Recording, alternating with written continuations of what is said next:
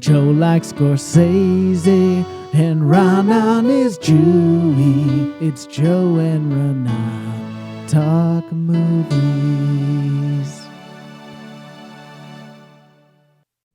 Perfect. The clap. That's the clap. That's the clap. That is the clap. I don't understand the clap. I don't get the clap. It syncs the sounds. I'm doing a bit.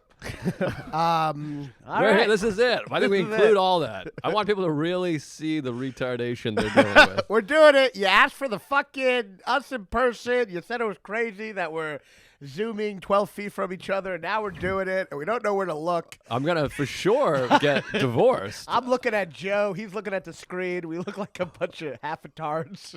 Where are the cameras? I'm so nervous. And also, Sarah set all this up. There's no way we're going to be able to just do this every week. I can't be like, okay, Sarah. No, we can set it up at my place.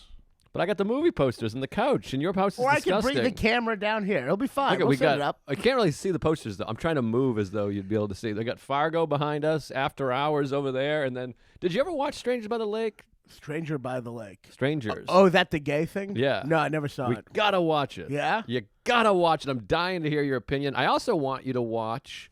What did I just watch last night? Oh, have you watched Enemy? The Jake Gyllenhaal, Denis Villeneuve. Oh, no. I heard it's very weird and bizarre. It's and very weird, very bizarre. I'm interested to hear your thoughts. I enjoyed it. That guy's very good. I don't like that guy.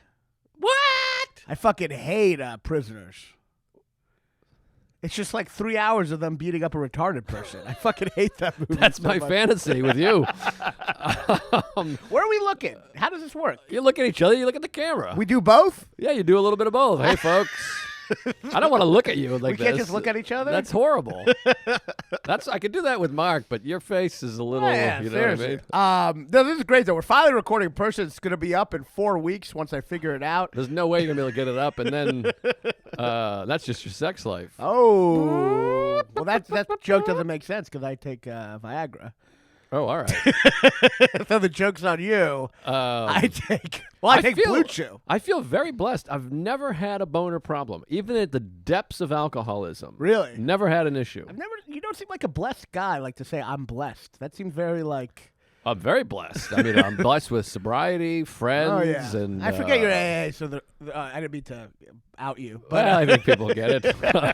I forget there's still a little bit of that religious shit. You feel you've never had a dick up problem?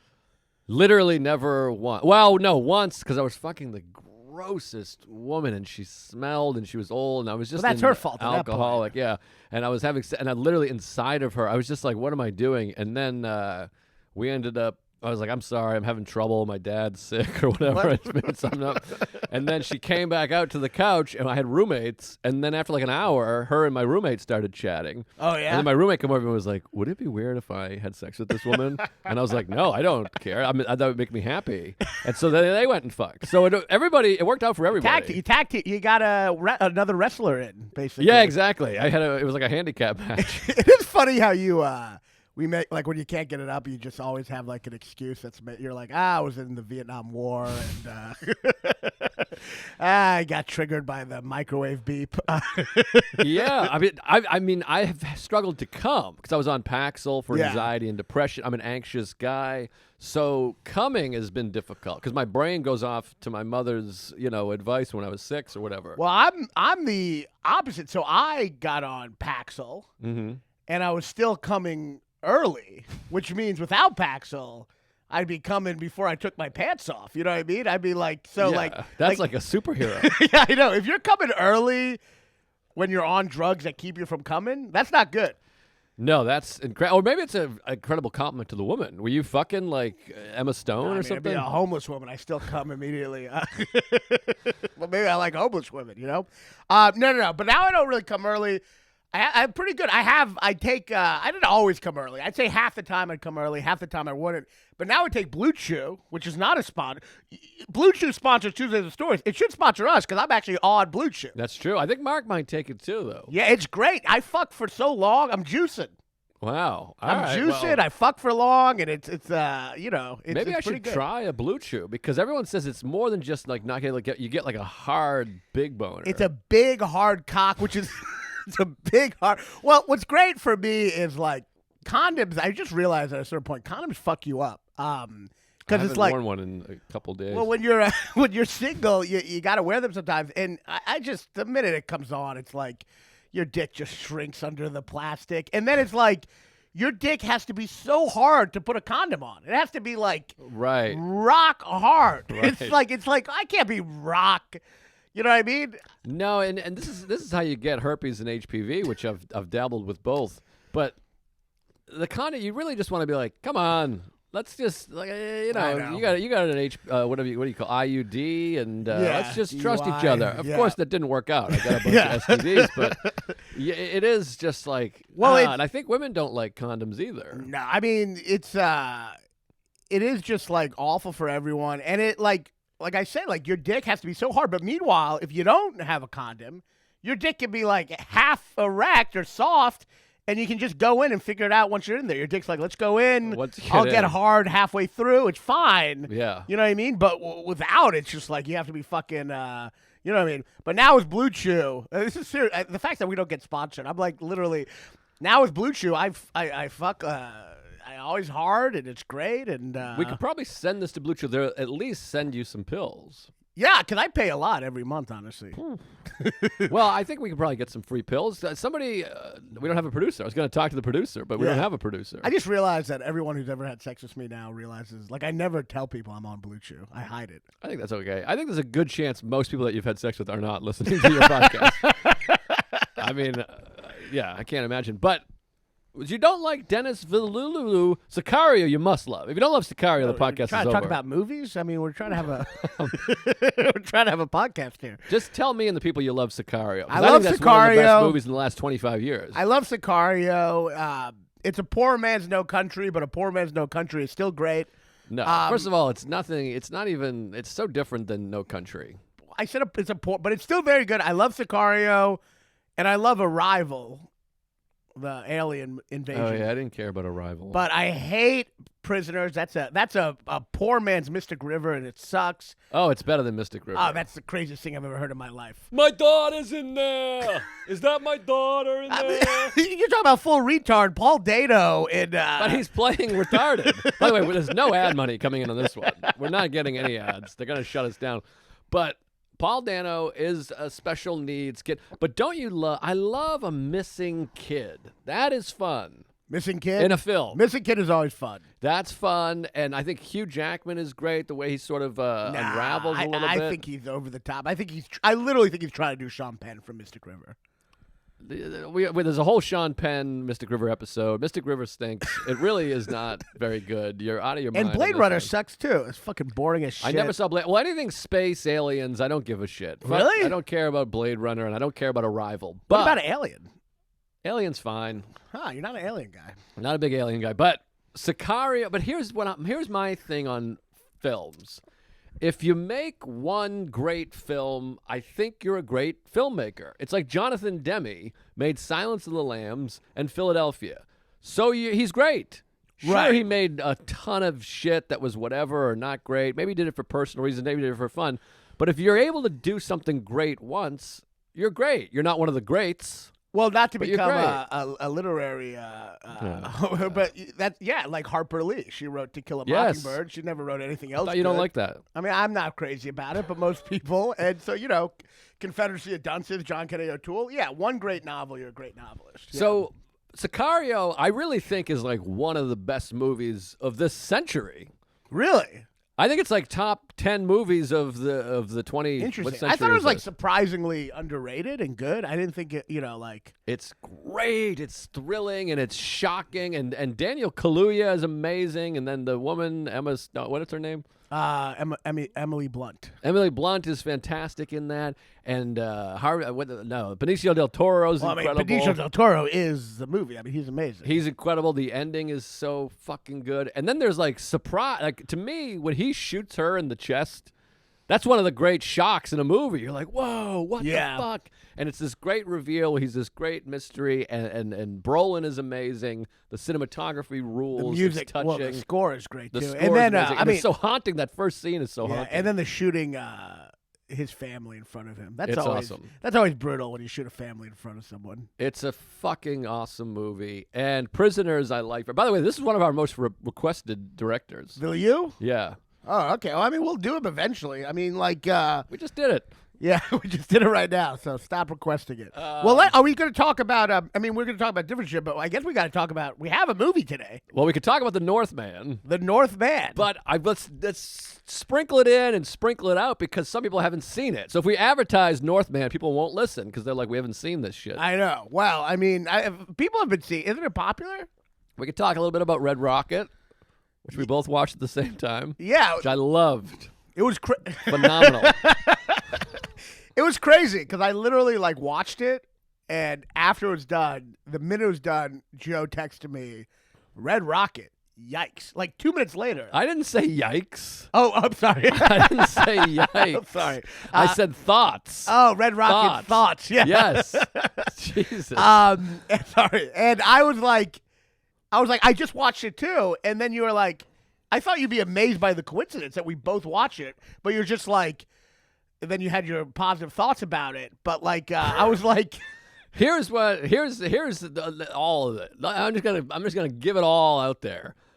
We were shocked and went crazy, but I didn't share it with you. So literally, I mean, even now you're underselling it. Literally, Raanan had a friend up there above me, and Sarah and we watched this movie without communicating at the exact same time. It's like our periods are synced up. It's crazy. It's insane. Our Red Rockets. Yeah. And so I did say to Sarah, I'm like, listen to how crazy this is. They just watched Red Rocket, and they were like, what? We fucked. We celebrated, but I forgot to text you because I started texting about the film. I know. So to me, I'm like, man, you are unfazed by coincidences because you're like, Red Rockets, wow. And I'm like, and now I realize, I guess you were texting it to me as if I knew. Oh, you were texting it to me as if you knew I'd just seen it. No, I was texting it to you saying, have you seen it? Right. Thoughts? Have you seen it? But then I'm I was wondering. like, wow, I just watched it. And then you just moved on. And I'm like, man, you're unfazed by I know. synchronicity. But you I know? wanted to hear your thoughts because I was dying to hear your thoughts, and I was quite surprised by them. But you have the reason I liked the movie, but I thought you would dislike the movie. Uh-huh. Because I'm so confused by you. Because so often you describe movies as boring. Yes. Which I think is the most dismissive critique of a movie. I mean, it's real. I mean, most movies are boring. So how was... What's some movies that you've called boring recently? Like the Bong Joon-ho movie. That was boring as fuck. You said that movie's boring, but Red Rocket, not boring. Yes. Explain that. We're talking Memories of a Murderer, one of Bong Joon-ho's first. First, I mean, that's Raanan saying No, that. you're allowed to make fun of Asians on podcasts. That's never backfired. No. One of the best directors. Okay. That movie's boring. That movie, which is like a woman. By the way, I don't think Red Rocket's boring. I just want your explanation of why it's not boring. If Memories of a Murderer, which is like nighttime rain, abductor on the loose, a guy's running out of a ditch and grabbing people. There's a guy jumping and drop kicking people. Well, Memories of Murder, I just didn't think was invested in the crimes in a way where you were like kind of like. Memories of Murder had this thing where you just didn't care about the victim, so you didn't really care about the crimes that much, so you just weren't invested in the tropes of the movie, I thought. There was interesting ideas, but you just weren't invested. Red Rocket, I think that character is like amazing and a great character study. Right. And I do think Red Rocket, now I do love Sean Baker. I'm a huge Sean Baker fan. Love Tangerine, love Florida Project.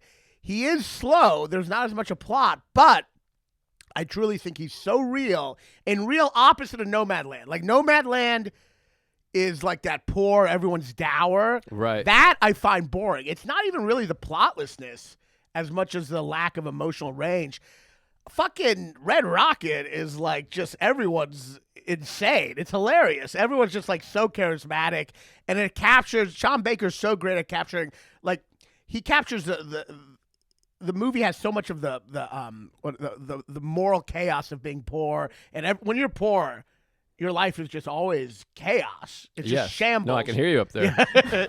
And but it's not joyless like Nomadland. Like these characters are so charismatic, and it is funny. It's really fun. I think you're in a bad mood or something because it's a hilarious movie. Like, wait, hold on. You're putting words in my mouth. Oh. My issue with the film was I couldn't believe that you thought these other movies were boring and pointless. You kept saying Pulp Fiction Yeah. and Forrest Gump have no point. I never said Forrest Gump had no point. Okay, I so said, forget that. Pulp Fiction has no point. Yes. But Red Rocket is the best movie of the year. I didn't say best movie of the year. This is like we're just throwing false information at each other. I mean, I'm speaking in hyperbole, but to watch a movie like Pulp Fiction and say this movie is pointless and overrated, and then watch Red Rocket, that's what I'm surprised by. I'm not saying I didn't like Red Rocket. I did like Red Rocket. Pulp Fiction. I did like it. Obviously, Pulp Fiction is groundbreaking. All this shit. I just saying, as I had the reason I can't fully connect to it as the way I can connect to Jackie Brown is that it's so not tied to real life and real issues.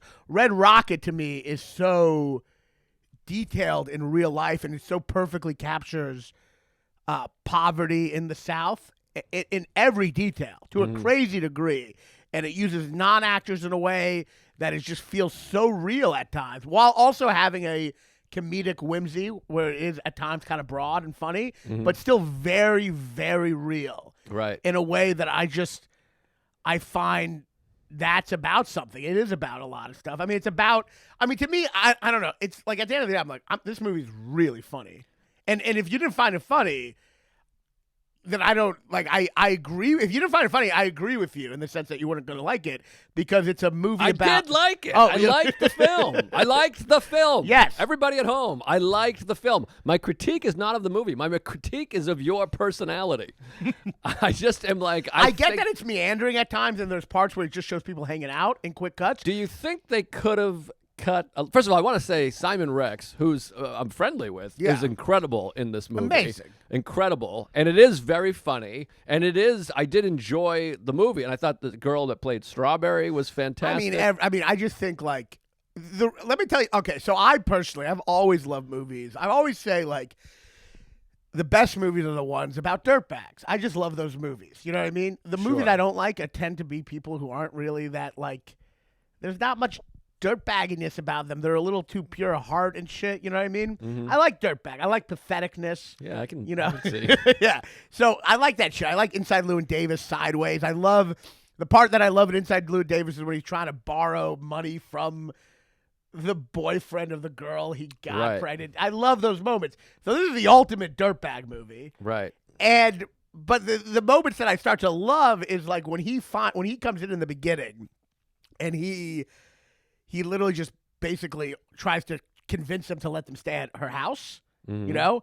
And then the next moment, he's convinced them to let him stay at their house. The next moment, he's pouring coffee for them and being like, you want more coffee? Like that moment of that moocher psychology of mooching and then suddenly trying to act like you're the hospitable one. And that's the whole character of the movie. It's a great character study. He's mooching off of people and trying to convince them he's the protector. And he's the one they're relying on. Right. Which is such a cool, I don't know, it's just such an interesting, I know so many people like that. Yeah, I know a couple. Yeah, I know one. Yeah, but I just love that psychology. Now, he is a complete dirtbag. I mean, like, he is mooching off everyone. He has not much moral conscience. He's trying to fuck a girl who looks 15. Yes. And which is also one of the funniest parts where you find out she's 17 and you're like, oh, I think this is underage, but you forget that the laws are different for each state. Right. And then he's like, she's 17, legal as an eagle. I when she's playing the piano, by the way. My God, I can't imagine you don't have that saved somewhere. She plays the piano, which was also a very sweet moment. That to me is the sweetest moment when you realize she's actually quite talented. She's really quite talented, and this guy's just trying to get her in porn.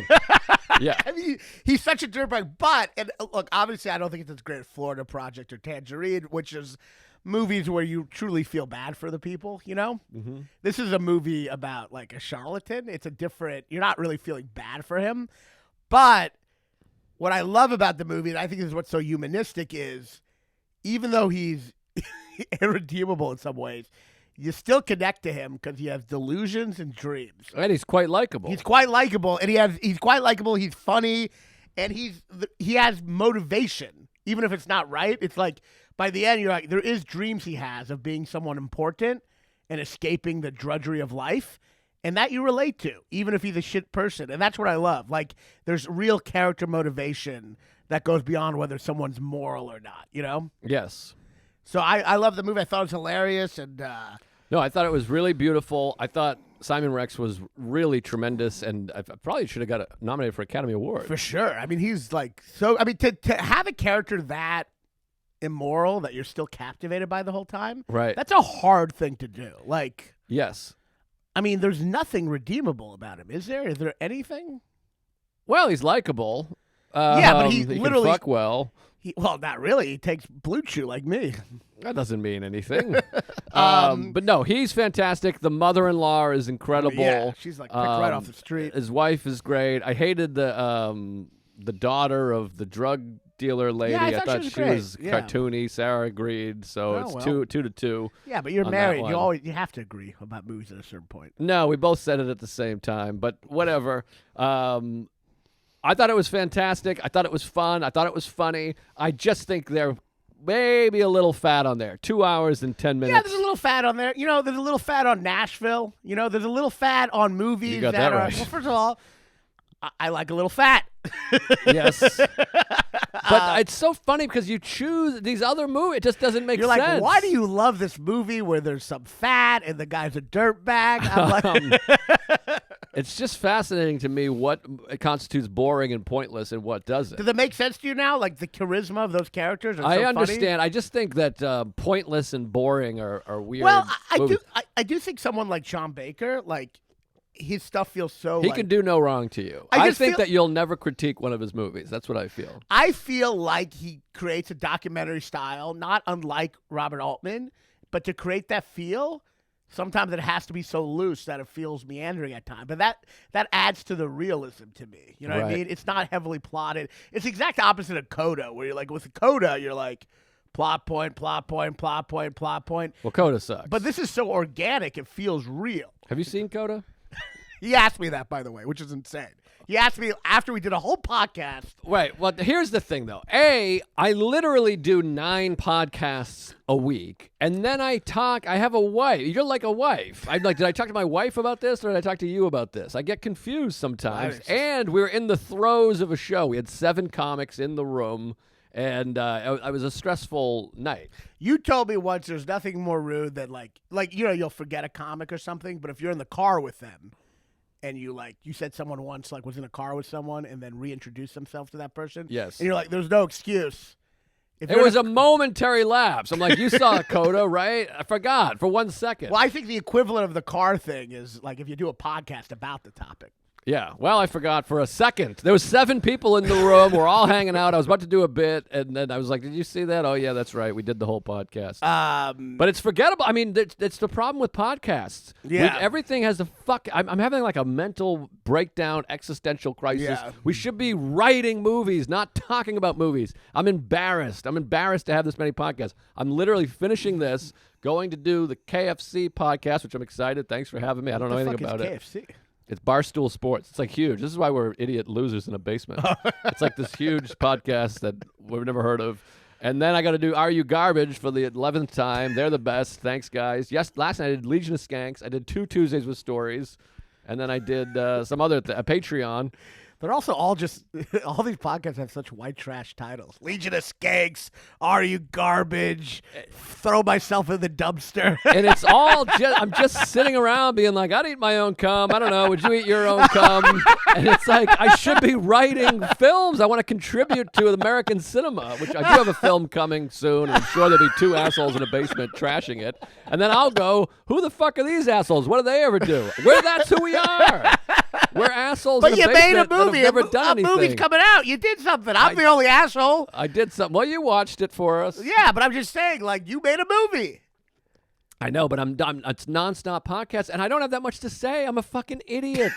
I'm like an uneducated idiot. You know, you're having the you're having this meltdown. This is like network, but for podcasts. You're having the I'm angry and I don't give a damn. That is how you're I gonna feel. get shot. I want on to create. I want to create something, not go, well, I thought they could have done this. Who cares? It's their thing. Yeah, no, you're right. I'm humiliated. But anyways, Red Rocket's great. Simon Rex was incredible. I thought they could have nipped a little bit. I mean, 2 hours and 10 minutes for a movie that doesn't really. There's not much that happens. No, yeah. I mean, eventually you see him grooming a woman for porn. You know. Yes, for quite a while, and it's hot. And it's funny. There's a lot of great laughs in it, and I really was impressed. I thought it was a tremendous performance by pretty much everybody except for that one woman I didn't like. Well, let's talk about Northman because I mean, like, all right. I mean, it's to that Literally conversation. 14-minute monologue about Red Rocket. I'm 30 seconds into my assessment. You're like, 30 let's seconds. You've been talking. You're crazy. No, I ranted about something else other than Red Rocket. All But right, Red go Rocket on. was good. I It was didn't know. very I good. thought you were concluding. It That was the very beginning? good. I liked it. But okay, yeah, let's I move didn't know on to that was Northman. that was a preamble. I want to show you a pie chart of how much we each talked about Red Rocket. All right, let's talk about the Northman. We went and saw the Northman. This is where we're going to lose everybody because people haven't seen it yet, probably. They don't give a shit. A lot of people see it. We saw it together, which is our second or third movie together, I think. I think second. We saw X, which Yeah. ruled, by the way. Have you watched House of the Devil? No, I haven't watched it yet. Woo! I was so terrified you're going to ask if I've seen X. What a film! What a film! Ty West, that guy rules. By the way, I also watched Brawl and Cell Block 99. Rock and Brawl 88. S. Craig Zoller. Great that guy movie. rules. So underrated. Great movie. That guy rules, and Ty West rules. But I tried to watch The Innkeepers, which was pretty brutal, actually. Who's that? Ty West. That's Ty West as well. It wasn't as good, nearly as good. But House of the Devil fucking rules. Well, let's talk about The Northman. Well, first of all, I gotta tell you, I was late because I was having sex. Yeah, what the hell happened there? It was That hot. crazy. It was like late to the movie theater sex. I guess. I mean, I've always said this. Every time I've ever been I'm such a punctual, I obsessed know. with time. The only times I've ever been late in my life are all related directly to sex or even masturbation. But let me tell you, like being late to a movie because you bought tickets for us and we're about to meet you at the theater, and then we just had to fuck. And it's like, it was so hot because we're like fucking while missing the previews. There's something so hot about that. You know what I mean? Yes, I find it disgusting and off-putting. I was furious that we missed previews because we were waiting for you assholes. Well, first of all, I think it And by the way, I just realized you put it on her. You're like, she's having a personal issue, and I was feeling empathetic. I was like, she probably had her period on her pants, had to go change. They don't have tampons at the bodega because they're Muslim weirdos, and she's probably running around embarrassed. she had a personal issue. She had to fuck me. And That's this is personal. what I literally was sitting there feeling terrible, and Sarah and I were like, "Oh God, I've been there. That I sucks." was like coming on her tits at that moment. Oh God, this is appalling. But look, I just think like You're a horrible, horrible man. there's something hot about. Well, first of all, I hate to say We're it. opposite. There's nothing hot. Being I think- late for a movie is not hot. I That's think horrible. involving you made it hotter because I knew you were going to get really mad because you're so punctual. I wasn't mad. I don't care. But I thought, sometimes you get shocked by me being late. You're like, how could you drive to Philadelphia at 4 p.m. or something for a gig? It doesn't say. Literally, Raanan left New York City for Philadelphia at 4 p.m. I got there an hour early. But Insane. anyway, And had a hotel, by the way. I would have left at 11 a.m. and spent a day in Philadelphia, one of the great jewels of America. I know. I had trouble getting out of my Fucking bed that day. Stupid. But anyway, it was hot. It's hot to fuck when you're late. I think that's hot. I guess. By the way, I don't care if you're late because we just left. I was like, I'm not waiting. I Yeah, don't wait true. for people. Yeah, If that's we were true. driving in a car somewhere, I would have been furious. But anyway, so we fucked and we got to the theater. I think we only missed a couple minutes though, which is great. Yeah, you missed like 40 seconds. That's amazing. You can be so late to a movie. Yeah, 20 minutes. So anyway, we go to the movie. We we have very differing opinions about this movie. I know people are loving it. People are coming in their pants. That guy's a genius. I thought this movie was truly just. I mean, like, I can't say awful because it's like obviously well made and visually stunning, Entertaining, fun. but it is anti-character. There's just no fucking characters in it. It's so. I found it so like, just soulless in a way. Did you watch The Witch and the Lighthouse? I saw The Witch, and I liked The Witch. It was like a horror movie. It was kind of interesting.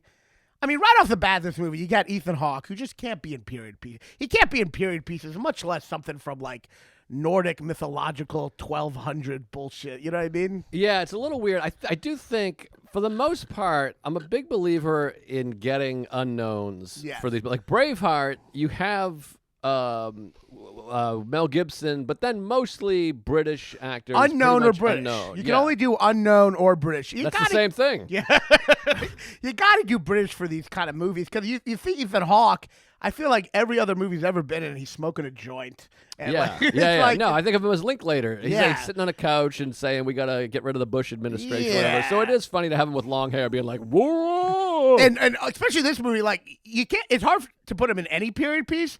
And then this movie has the most ridiculous, like hardest dialogue to say out of any. Right. I mean, he literally has to say something about her fair locks, like Right. Like it's just like so. Right away, I was like, oh god, this is gonna be like a fucking crawl with the dialogue.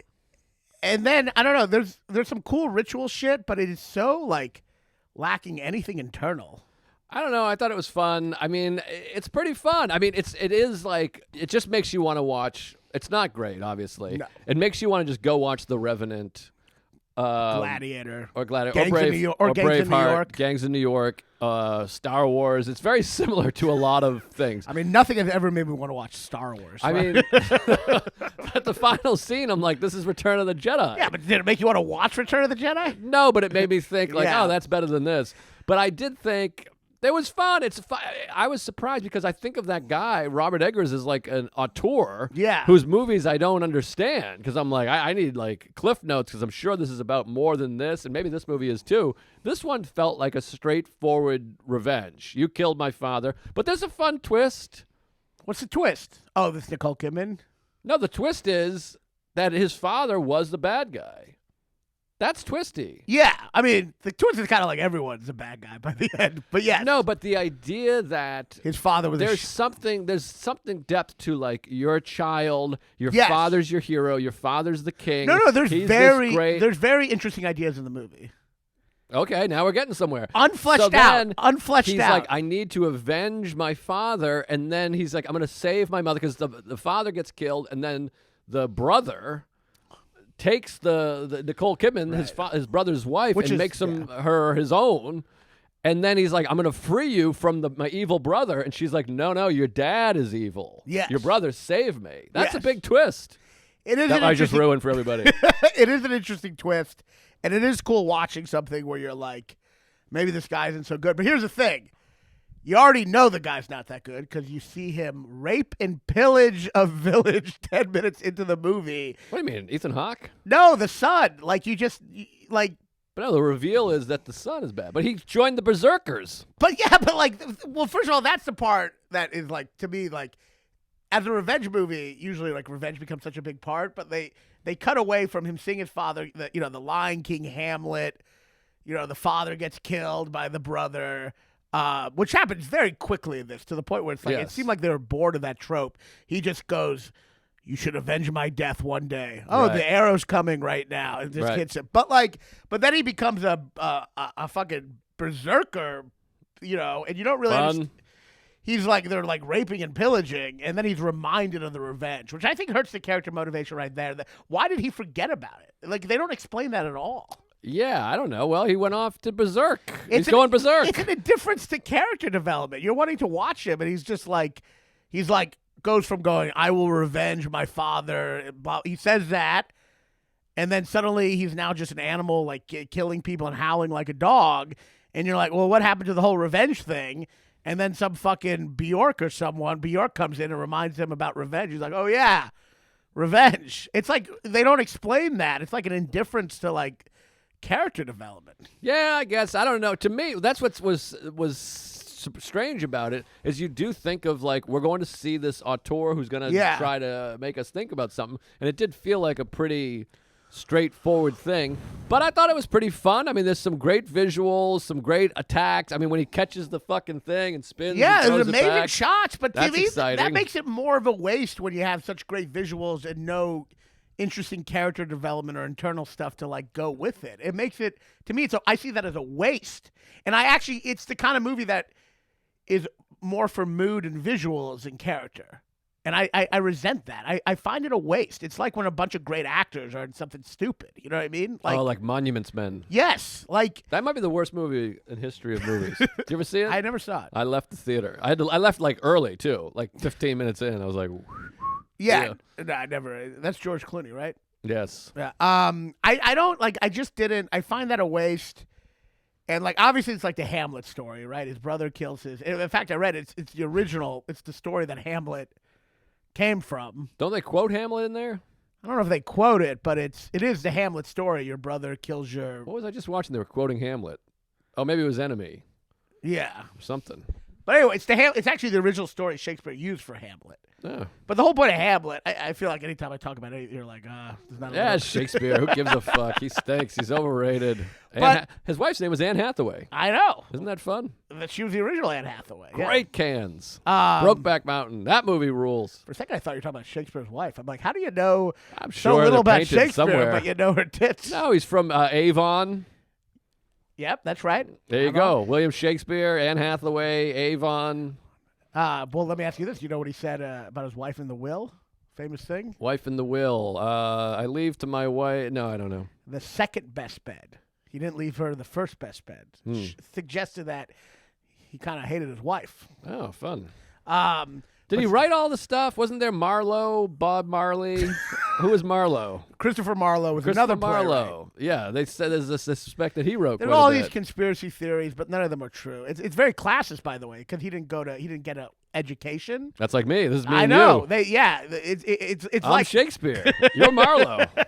It's like they thought because of that, there's no way he could know about the court and all this stuff. So they had assumptions that other people wrote his It's shit. kind of like Good Will Hunting. Yeah, exactly. Same deal. Matt Damon came to my show. Oh yeah, Not to see me though. You said that, and then I never heard any more stories. So I guess nothing happened, obviously. So this is what happened. I told this on Tuesdays with stories as well. But so Matt Damon's there. They're like, Matt Damon's here. This is so exciting. He's Boston. I'm Boston. The Departed. Good Will Hunting. Yeah. The whole thing. And so I'm up there doing my set. Had a great set. I wanted to mention the Bruins or something. Yeah. And I have a Good Will Hunting bit from 25 years ago. Do my set. Hang out, feel good. And then this is why I'm behind in the business. I'm standing out there. I'm like, I'm going to say hi to Matt Damon. The audience starts coming out, and I'm like, I can't do it. I got to hide. And I just ran and hid in the back. And then John Radzinski, who's hilarious, he goes and talks to him. He's got a photo with him. Nina, forget her name. Nina takes a photo with him. And then I was like, God, I couldn't do it. I just chickened out. I feel like such an asshole. I can't stand there and be like, hello, Mr. Damon. I love the Red Sox. And then the manager comes down and she goes, oh, wow, we met Matt Damon. We took photos. He's so cool. And I was like, did he mention me? And she goes, no, he came to see Mark. Oh, really? Yeah, and I went, Normand. So I got to use a classic Newman line. But so Damon, he loves Norman. Yeah, but you know what? Even if you got a picture, so what? Yeah, but he could have said, "Hey, I want to put you in my next film. I'm gonna be. I want you to be James Bond." As someone the who third. hobnobbed with Tarantino for quite a while, it just doesn't work like that, Well, I've hobnobbed. I know how to hobnob. But anyways, Damon, he sucks. He's overrated. He stinks. Yeah, when people are casting movies, they're not like, who did I hobnob with recently? That's what I did when I casted. I was casting all kinds of knobbers. I guess you did cast a bunch of hobnobbers. I think Damon rules. I love him. Yeah. But yeah, they didn't write Good Will Hunting because they don't know the math, supposedly, is the old story. But anyway. You ever hear that story about the dick sucking thing? They put it Good Will in Hunting? there. Yeah, it's in the Harvey Weinstein book. Yeah. They put it in there to see if people actually were reading the script. In the middle of the Good Will Hunting script, they just had a scene where, Will, comes in the face of his therapist or something. And it was only Rob Reiner. Who was the guy? No, it was Harvey Weinstein who saw it. Was it Harvey Weinstein? Yeah, he was like, I love it. A consented blowjob. This is my movie. No, it was somebody that read it and was like, you got to take that out, though. It was Harvey Weinstein. So they put that in there to make sure people weren't reading the whole script. Right. Because they put that in there, and then people would be like, yeah, we just don't find the script that interesting. But they wouldn't bring up the blowjob, so clearly they didn't read it. You know what I mean? I think it was Rob Reiner. But then Harvey Weinstein called. He's like, I read the script. It's great. I want to make it. But you got to take out that blowjob part. It has nothing to do with anything. That's right. Rob Reiner. It was Harvey Weinstein. Rob Reiner's great. I watched Bullets Over Broadway last night. That's a great Woody Allen. You like that one? I love Bullets Over Broadway. That's a classic. That's Diane a Wiest. Oh, that's where the Hamlet thing is from. Oh, yeah, that's right. To be That's right. What is that? He's Yes. like to be or not to be. She's like, who's this Hamlet guy? Yes. I knew I was watching something about Hamlet. By the way, we'll get back to whatever the fuck we were talking about, but I've told you this before, I know, probably. But one of my favorite jokes ever, Ken Reed, who's a Boston comic who's great. He had a joke about Elvis Presley, and he's like, someone once said all the world is a stage. He's like, yeah, it was Shakespeare, you fat hick. I always thought that was that song. Yeah, he's like calling Elvis a fat hick is so fucking funny. You know, somebody once said. That's hilarious. Did you spill that all over the place? It got nowhere. Yeah, you got nowhere. That's hilarious. All right, what are we talking about? Robert Eggers? Well, I want to talk about Northman? Northman, but you don't want to talk about it because your opinion is like we're trying to be like a sophisticated film podcast. I'm not and you're sophisticated, Like, I'm you're a like moron. I like the fighting. All I do is talk I'm like about trying to talk about bullshit. Hamlet, and you're like No, it was fun. I mean, this silliness. I mean, the last battle I hated. I thought that was goofy. And, but it's entertaining. It's fun. It's like a fun fucking revenge movie, which it's less than what I thought it was going to be. And I also went in being like, I got to really focus because I don't understand this guy's fucking movies. I don't know what they're about. And this one was like, his dad got killed and he's going to go avenge him. It's trying to be anti-idea. I mean, it's literally taking Hamlet, which is a whole thing about someone being paralyzed by thought. Again with Hamlet. and it's going back to the original mythology where it's like, all primal and no kind of internal conflict. You know Whether what I mean? 'tis nobler in thy mind to suffer. Huh? How about that? Yeah, I mean, what's funny is I know you're definitely just quoting Billy Madison. No, I remember. Suffer the pangs and arrows. I hate Billy Madison. I've saw Billy What? Madison one time. I don't give a love shit Billy about Billy Madison. Madison. Really, that's crazy. I don't like Adam Sandler. I like him. He's a nice guy, and I'm sure I'll hang out with him. You're the best, Adam. But hobnob. But I don't get the movies. I don't get it. I don't understand, and I resent the implication. But anyway, Northman. I don't like Shakespeare. Just because I don't like Shakespeare doesn't mean I like fucking Adam Sandler. You don't I'm like somewhere in Shakespeare? between. Have you ever seen The Lion King? Not really. I mean, I guess. I'm trying to do a thing where it's like I try to prove you liked it by saying, have you ever seen West Side Story? No, I don't care about that either. I do love Shakespeare in Love, though. Have That's you ever one of my seen favorite movies. Well, I got news for you about Shakespeare. How so? It's the main guy is Shakespeare. Right. The show must go on. Great film. You like that film? I like that movie. Love that film, and I was happy that it beat Saving Private Ryan. I was so thrilled. I was like 16. I think I I might mean, be neither of gay. those movies should have won. I was watching the Academy Awards, and then Shakespeare in Love beat Saving Private Ryan, and I jumped up. I was like, yeah. You have that. You're like have like a machismo a lot, but then you also have the like I'm gay. Brandy Carlisle, Shakespeare in Love. Well, Brandy Carlisle fucking rocks and Yeah. rips. Yeah, Yeah. she's fucking awesome. But no, I'm in touch. I mean, I'm a sensitive boy. I love musicals. I do too. You do? Well, Singing in the Rain is one of my favorite movies of all time. Billy Elliot, I saw on Broadway. It's the best show I've ever seen of any kind, other than Brian Regan. Oh, you mean that's so interesting. So you're just putting like Brian Regan was the best live show you ever I'm talking saw? show. Just show. Just show. Yeah, This no. episode's all over the place. Neither of those movies should have won Best Picture. There's another movie that year. Look it up. I'm sure there's another movie that year that deserved it. Well, that was 95? No, 95 was Braveheart. That was 98. 98? Was So that maybe Boys Good Will Don't, Hunting? Boys Don't Cry? Was that year? Maybe. I think that was 99. No, that was American Beauty. Yeah. I don't know. Something else. Neither of those movies deserve to win. But yes. Shakespeare in Love is great. I haven't seen it in a long time. Gwyneth Paltrow's tits. She does have her tits in the movie. Yeah. A lot. Certainly does. Yeah. I feel like back then, like, the biggest actresses of the time would, like, show their tits a lot. I feel like that's not true anymore. Well, think tits are people are out. a I mean, little like tit shot. 70. It's funny because Scorsese had an interview and he's like, back in the 70s, you couldn't make a movie without tits. Right. Now it's the opposite. I don't think you can't really show, like, if you look at the biggest actresses, you never see their tits. Well, Nicole Kidman, her tits are everywhere. But she was, I think she was in the 80s. That's why. I know, but they still show them now. Who Yeah, else? Emma Stone. You just saw her tits in The Favorite. But that's what I'm saying. It was like such a rare, but like Gwyneth Paltrow's tits, you're seeing like half the movie is her tits. I suppose so. I mean, Enemy, you see Melanie Laurent's tits. Oh God, she's so hot. She is the hottest. She is the I liked fucking Enemy. hottest. It's fucking weird, but it was fun. Yeah, but you don't see like, you know, like, yeah, I guess you're right. I guess you've seen Scarlett Johansson's tits.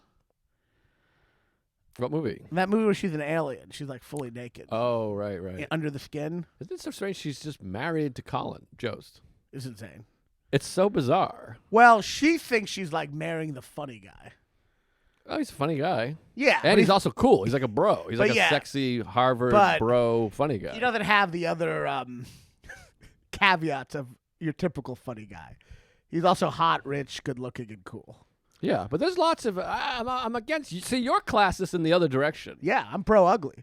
See, there's like... I'm an ugly supremacist. There's a new kind of classism that's so anti-rich, and it's I agree. very straight. It's strangely acceptable to just hate people that come from money. And I want to make it clear, I come from no money. None. I'm a piece of shit, but I'm an Very empathetic guy. I just don't understand this idea. People are like, so and so, you know who their parents are, so and so, and I'm like, they couldn't help how they're born. It's prejudice. They couldn't help it. It's totally prejudice. It's the same as being like they were born black. It also doesn't really help you in the entertainment industry, I don't think. That's another thing I always feel. I'm like, do you really? I mean, it does if it's your parent is an actor. Yeah, but like growing up wealthy, I don't think people are like, who should we cast? Some idiot gave Rosebud Baker shit when she got SNL. They're like, ooh, her grandfather was the architect of the Iraqi war. That's one of the people I'm talking about. I don't think there's overlap there. Like, I don't think like exactly. He was like, I'm gonna. I literally said exactly this yesterday. Norman and I were talking about this same thing. The idea that like we need to hire a writer. This woman's grandfather is closely associated with war crimes. That's insane. Bring her in. It's just insane. It's insane. Yeah, no, you it's can't. Insane. People aren't like, we need some people with rich parents. I mean, the reality is that anyone can be talented. Now, that's true. People are like Ratatouille were like, anyone can be talented. Even poor people can be talented. And that's true. But also now it's like, you got to remember, even rich people can be talented. Just because you come from money doesn't mean you're talentless. You know what I mean? Nick Kroll and Julia Louis-Dreyfus and John Mulaney are obviously very talented. Extremely talented. And that's another thing that I think people get very upset about nepotism in show business. But it's like, but they nailed it. Like Talia Shire is Francis Ford Coppola's sister. Yeah. But she's incredible in those movies. Yeah. She's tremendous. Yeah, no, I mean like. So what the fuck? Nepotism is only horrible if he puts his sister, or he puts Sophia in Godfather 3 and she stinks. Yeah, it's bad if she stinks. But she's a great filmmaker. But I think. But yeah, you can be like, there's nothing that dictates that talent has to be someone who's like comes from nothing. We've just gone the other way. We used to think you had to be rich to be talented. Right. Now we've gone the other way where we're like, you have to be poor to be talented or something. Right. You know, it's just like it's reverse classism. That's what I said. That's how we started talking about this. I'm saying you're a reverse classist. Well, what did I say? You're just saying the same thing I said. Oh yeah. You should have said you're right about it being reverse classist. I can't agree with poor people. It's just Do you come from money? No, actually. Oh, interesting. I don't believe that. Well, you don't believe that? But it's interesting because people we know pretend to come from no money and be poor. Yeah. When in fact they're not. Right. That's valued now. It's because of this thing we've created. There's friends that we have that are like, no, man, I grew up poor. And you're like, wait a minute, what? That doesn't check out. I lie. I tell people I'm poor, but I was really like middle class. Right. It's still a lie, but it's only a little. I didn't come from money. I had like a 1-story house. Yeah. That's not great. 1 story. Yeah. I didn't have a second story. Did you have a basement? Yeah. Yeah. I just went up to you. I had literally 1 story. No basement? No basement, no attic. Well, we had an attic, but like a crawl spacey thing. It's not like you can have fucking barbecues up there, so it doesn't even count. Yeah. Yeah, we had a basement finished. How often did your parents buy new cars? Did you buy a new car? We bought new cars every maybe 15 years. Okay, but you bought it new. Oh, no. It's always used. Oh, okay. There you go. That's something. I mean, it looked new, but it was from like a used. It Right. wasn't new. No, it's definitely not new. I mean, I'll tell you, my dad was a reporter at a newspaper. You know, That's not that much money. That's fun. He was one of those guys. Yeah. And my mom was Wow. a teacher. Oh, those are 2 commendable, cool jobs. Yeah, and then Ding. we had four kids. So do the math there. You and your mother had 4 kids? Yep. 4 kids, and that's not that great. And your dad was a plumber, and your mom was a prostitute. What was it? No, my dad works purchasing at the hospital. He's like an office guy. All right. They purchased. That's a job. That's not like Yeah. It's not blue collar. Yeah, it's like a. How we much worked money high. do you think your parents made? Oh, your mom, did she work? My mother made more money than my dad. She worked at Prudential Insurance. I think she was kind of like a secretary-ish type person. I mean, I can tell you exactly. My mom made about $70,000. My dad made about $70,000. I think my parents made more like 50 and 40, something like Okay, that. so you're 90, but you're 90 with 2 kids. 2 kids. I'm 140 but with in 4 Kentucky. kids. We're in Massachusetts. But are you in like the poor shit area of Massachusetts? I mean, yeah, but still, Massachusetts is expensive. more expensive than Kentucky. I think I might have been poorer than you, or just as poor. Maybe. Well, you come off more garbagey than me, I think. I should be on Are You Garbage? Yeah, I think I'm poorer than you. Well, you should do it. I mean, I You'd be didn't. great on there. I'm sure you're garbage. I mean, I'm looking at your shoes. I'm definitely garbage. So anyway, Northman sucked. I hated it. By the way, the rest of my family is like carpenters and firemen. So, Yeah. you know. I mean, I feel like some of the is firemen doesn't pay well. I think it pays okay. Yeah. I don't think you're certainly not a rich person. I mean, they all have side gigs, so I don't think it pays that well. Oh yeah, if you have a side gig, it's not They're good. all my uncles are both plumbers, and they do plowing too. Plowing like a field. No, snow plowing. You fucking hick. I'm like, what are they fucking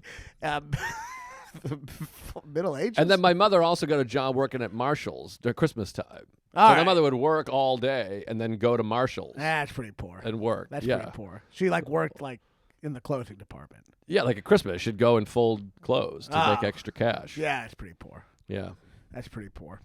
But anyway, so yeah, definitely. No college. No one went to college in my family. There's like 50 people. None of them Oh went to really? college. Yeah, we all went to college. Yeah, there you go. All right, but I'm not upper Jews. class. I'm middle class. I'm poor for a Jew. I'm poorer for Yeah, a Jew. It's like embarrassing. I'm poorer for a Jew than you are for an Irish person, Yes. right? Agreed. Yes, you're actually doing quite well for a Yeah. drunken Irish family. You know, Yeah. I'm like the poorest Jew in the world.